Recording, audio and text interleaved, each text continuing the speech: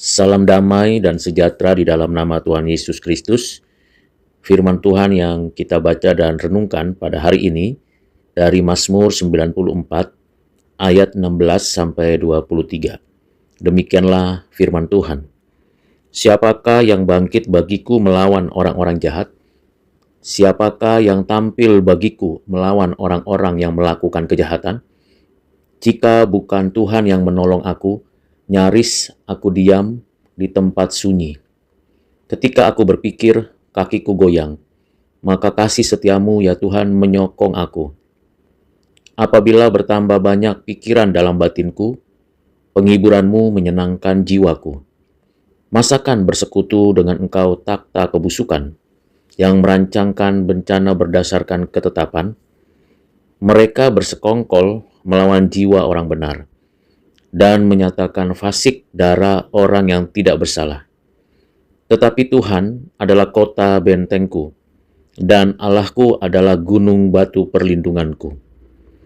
Ia akan membalas kepada mereka perbuatan jahat mereka, dan karena kejahatan mereka, ia akan membinasakan mereka. Tuhan Allah kita akan membinasakan mereka. Demikianlah firman Tuhan untuk kita renungkan, dan kita akan mendapatkan pengajaran dari firman tersebut. Saudara yang kekasih di dalam Kristus, ini adalah bagian dari permohonan untuk meminta pertolongan, bantuan, dan kelegaan atas penderitaan yang dialami orang-orang percaya. Mereka mencari semuanya itu, namun mereka kecewa. Siapakah yang bangkit bagiku melawan orang-orang jahat? Tentu pertanyaan ini menjadi pertanyaan kita juga saat ini. Bagi kita yang sedang menghadapi derita karena perbuatan orang-orang jahat di sekitar kita. Kita berupaya mencari pertolongan, penghiburan, tetapi tidak ada seorang pun yang berani mau untuk menolong kita. Dalam hal ini, kita teringat apa yang disampaikan oleh Rasul Paulus ketika dia menyampaikan suratnya kepada Timotius. Di dalam 2 Timotius 4 ayat 16, tidak seorang pun yang membantunya. Mereka menengadah untuk mencari pertolongan. Ya, kita selalu meminta itu. Tapi apakah kita mendapatkan itu? Kita bertanya, masakan Tuhan bersekutu dengan kebusukan? Apakah Tuhan membiarkan atau mendukung para penguasa lalim di dalam kefasikan mereka? Di sini ada pergumulan iman atau problem pemikiran. Di satu sisi, orang percaya tahu bahwa Tuhan taktanya kudus, mulia, dan agung. Tetapi di sisi lain, seperti ada pembiaran karena raja-raja bertakhta tidak mengakui keberadaan hamba-hamba Tuhan, bahkan melakukan tindakan yang membuat orang-orang percaya mengalami penderitaan. Para penguasa itu mempunyai takhta yang busuk, tak mungkin punya persekutuan dengan Allah. Itu sebabnya ungkapan dari pemazmur di ayat yang ke-20 menjadi ungkapan yang sangat dilematis.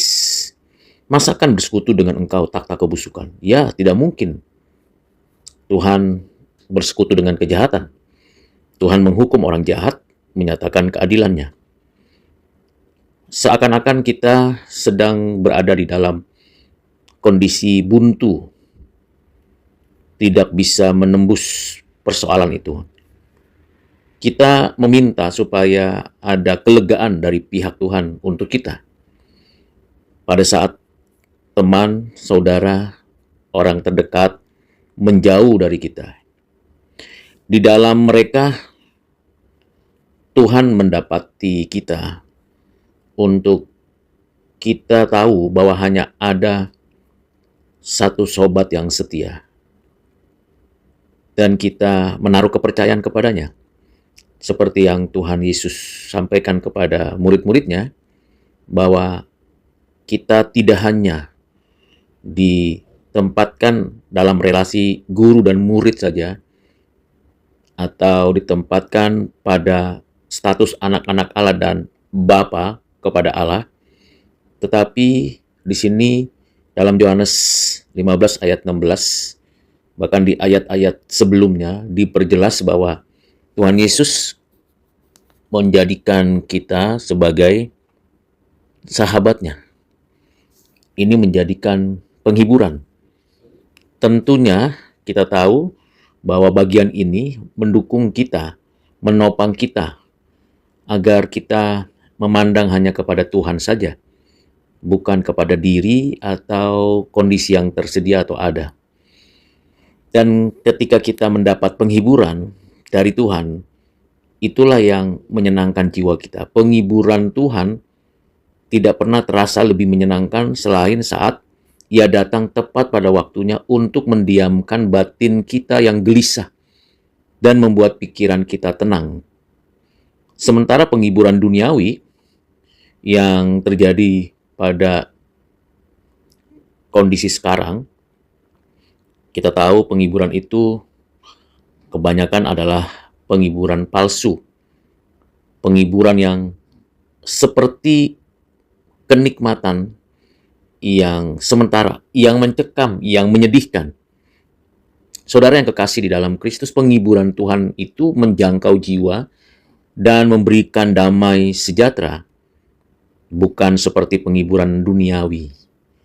Selain itu, mari kita perhatikan bagaimana Allah adalah hakim yang menjaga dan melindungi umatnya. Allah yang menghukum orang jahat sesuai dengan perbuatannya. Nah, di sana sebenarnya ada penghiburan. Kita sebagai orang percaya, kita tahu bahwa kita mengerti tentang prinsip bahwa Tuhan adalah kota benteng kita, gunung batu perlindungan kita, yang membalas orang yang berbuat jahat menurut keadilannya dan menghukum orang-orang jahat tersebut. Sehingga di sanalah kita mendapatkan penghiburan. Jadi ketika di ayat 16 pertanyaannya, siapakah yang bangkit bagiku melawan orang-orang jahat? Siapakah yang tampil bagiku melawan orang-orang yang melakukan kejahatan? Jawabannya, hanya Tuhan. Tidak ada yang lain. Tidak diri saya, tidak orang yang berkuasa, atau yang memiliki kekayaan, atau yang memiliki kekuatan militer, atau yang memiliki kuasa politik, atau yang memiliki banyak massa pengikut. Tidaklah demikian. Yang dapat bangkit melawan orang-orang jahat sehingga kita mengalami derita dan kesulitan hanya Tuhan. Itu sebabnya kita memiliki persekutuan dengan Tuhan secara pribadi dan mendapatkan rancangan damai sejahtera.